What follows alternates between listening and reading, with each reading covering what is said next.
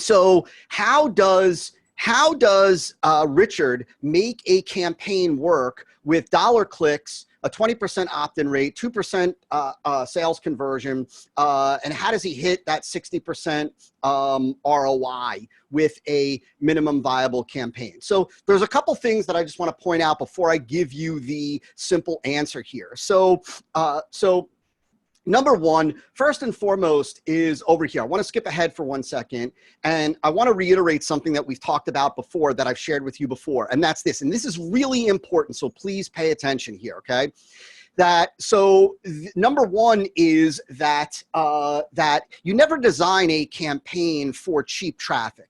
Right? The reality is this, that the cost of traffic is only going to continue to increase. Media costs are only going to continue to go up and up. That is a fact of life. That's a fact of nature. If a media source, if a channel is valuable, if it's valuable from a commerce perspective, if it's valuable for entrepreneurs, if it's valuable for marketers, it's going to get utilized more and more. And the law of supply and demand kicks in, right? And so you've got to understand that the law of supply and demand plays a significant role as it relates to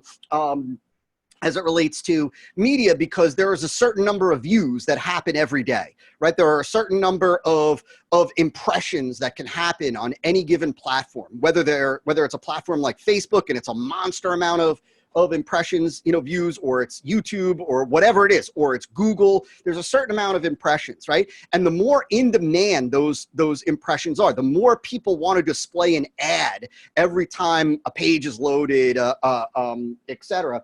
Well, what happens is the more demand there is for that, the higher the price is going to go. There's a certain amount of supply, and the higher the demand goes, the higher the price is going to go. And so we're only going to see an increase in media. And so you never, ever, listen to me, you never, ever want to create a campaign based on getting cheap traffic, because the reality is that even if you can find cheap traffic, believe me when I tell you that if it's valuable, it will only be there for a limited window. The healthiest thing that you can do, the best thing, the smartest thing that you can do for your business is design your business to be able to work with expensive traffic.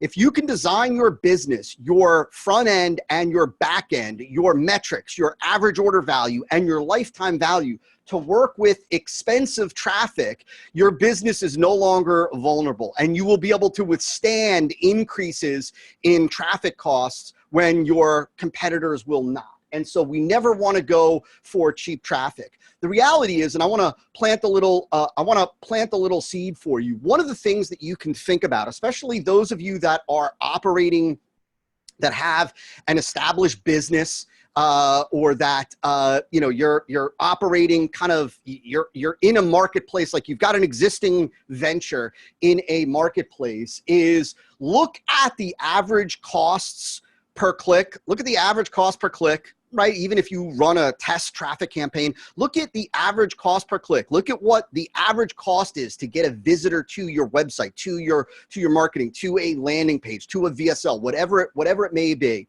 And using average or a little bit below average sales conversion rates. And I would use 1.5%, 2%, those kind of numbers. If you happen to get above that, great. But I would use 1%, 1.5%, maybe 2%. I would, excuse me, I would look at that. What was I going to say?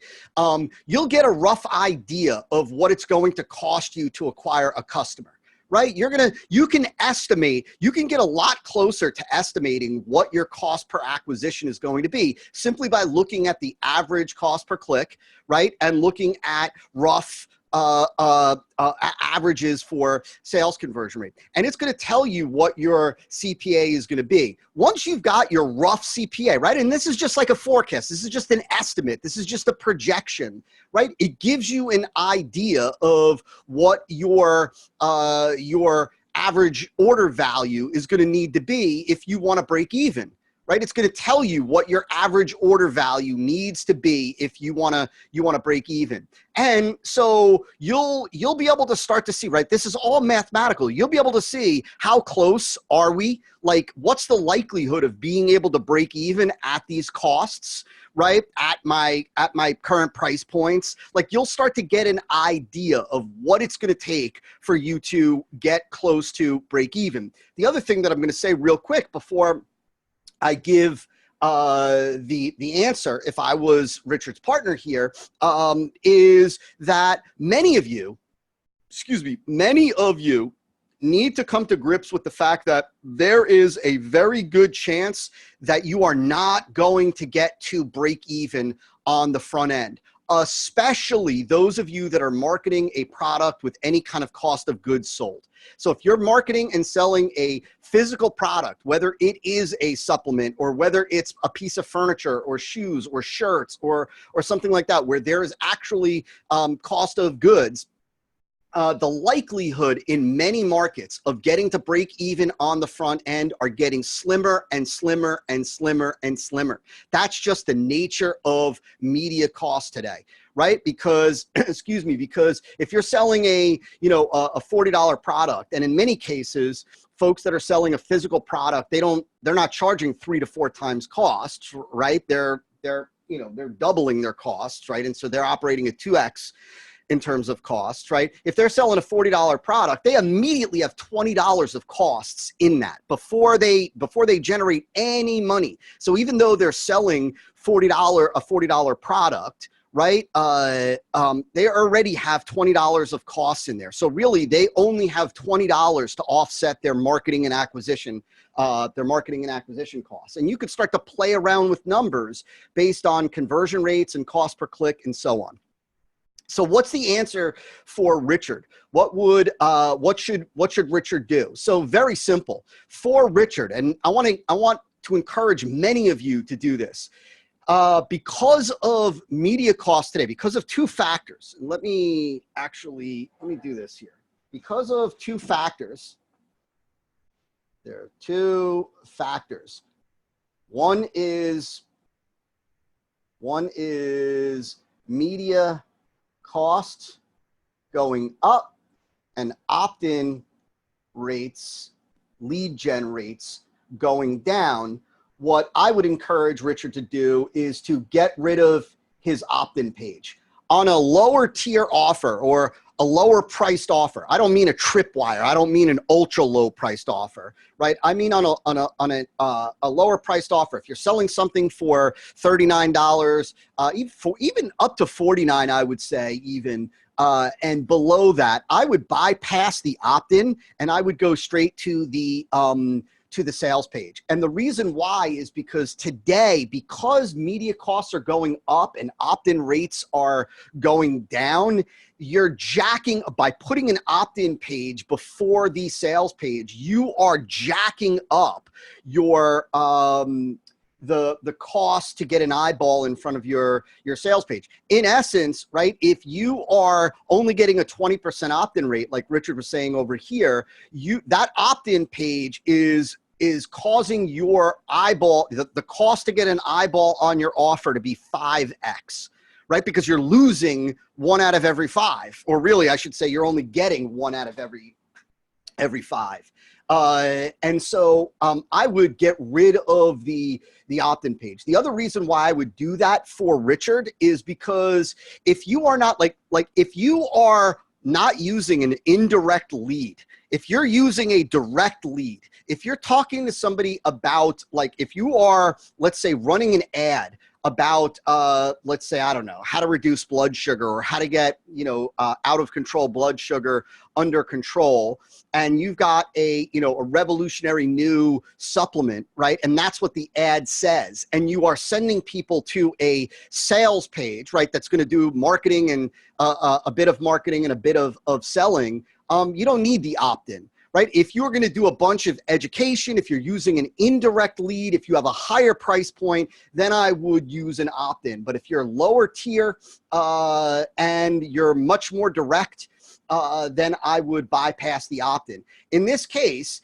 if using Richard's numbers to show you how this changes the game radically over here. So let's say Richard has that $1 CPC, like he said. Let's just go for argument's sake with a 2% sales conversion rate, like Richard said over here. That means if he drove 500 clicks, it cost him $500,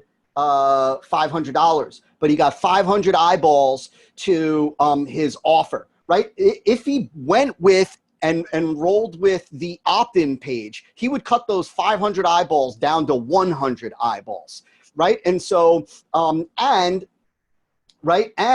what he would do is he would go from having a cost per visitor meaning visitor to the sales page, from he brings it, like before it was a $5 cost per visitor. If you get rid of the opt-in page, you're at $1 cost per visitor, right? Because you're not losing any from here.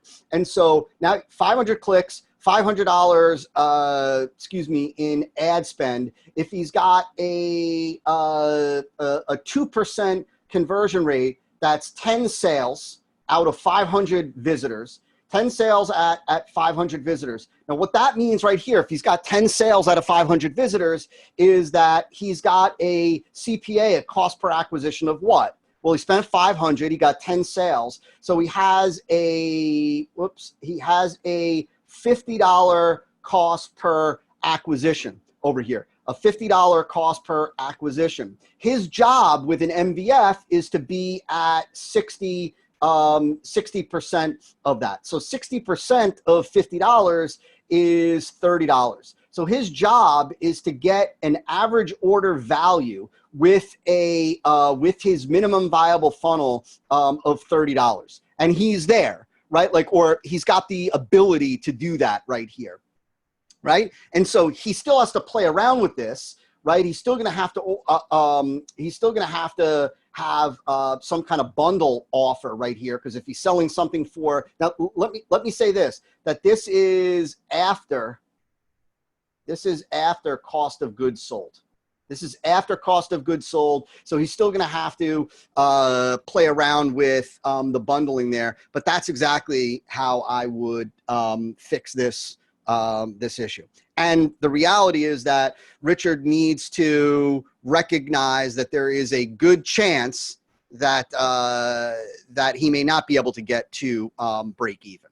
And so hope that helps Richard, and hope that explains, hope that shows you guys the impact that putting an opt-in page. Most of the time today, like I said, for a low ticket offer, I would bypass the opt-in, especially if you are operating in a marketplace where the media costs are significant. Like if you start, if you're, if you have an average opt-in rate, man, if you've got an average opt-in rate, like if you're at 20, 25%, 30% opt-in rate, even 35% opt-in rate, and you're paying $1, $2 per click, whew, you're skewing the economics of the campaign against you. The other thing is that with the ability to retarget people that hit the sales page, excuse me, and do it fairly inexpensively, it's open up the floodgates for a lower ticket offer and bypass the opt-in page. And so remember something, that think about this. Something for you to ponder later, and then we'll go to our next critique, is that, the opt-in page was really put in place many, many moons ago. Like when I first started online, opt-in pages, lead capture pages started being used. And, that was because there was no other way to follow up with prospects. That, once a prospect hit your page and left, that was it. There was no way to communicate with them. But today, right, thanks to things like retargeting, that's not the case anymore. And so because of increased media costs, decreased opt-in rates, and you combine that with a lower ticket product, you're killing yourself by having that opt-in page before the offer, and it's unnecessary today.